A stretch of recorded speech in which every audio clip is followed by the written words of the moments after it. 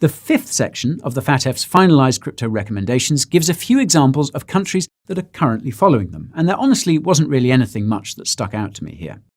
The FATF showcases Italy, Finland, Japan, Mexico, Norway, Switzerland, and the United States as prime examples of the FATF's compliance, so thumbs up for them.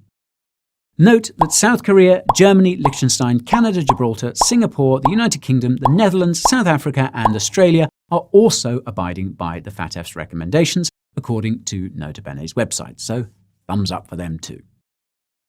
At the end of this section, the FATF highlights the United States' role in rallying other countries to comply with the FATF, which further supports the notion that the US Department of the Treasury is the primary driver behind these initiatives.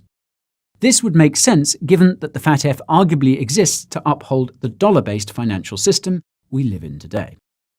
The sixth and final section of the FATF's finalised crypto recommendations builds on the outro of the previous section as it lays the framework for international cooperation in enforcing the FATF's recommendations. The stuff here is pretty straightforward, but there are a few sections that stuck out to me.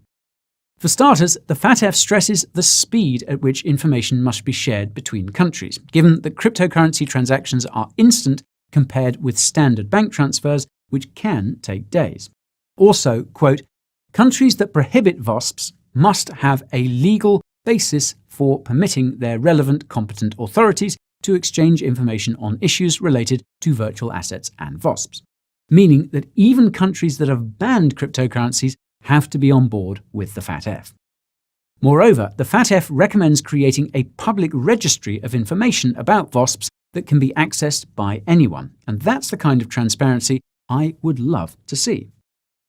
Naturally, the FATF says that countries shouldn't refuse requests for FATF-related information on the grounds of privacy or security, even if it would compromise an ongoing legal case against the relevant individual or institution. The FATF also briefly touches on the data sharing that should occur if a VOSP is hacked, given that VOSPs are storing so much sensitive information about their users in a centralized manner. This centralization of sensitive information is probably the most problematic part of the FATF's crypto recommendations, because someone's life and finances could quite literally be destroyed beyond repair as a result of a hack. The FATF concludes without a conclusion.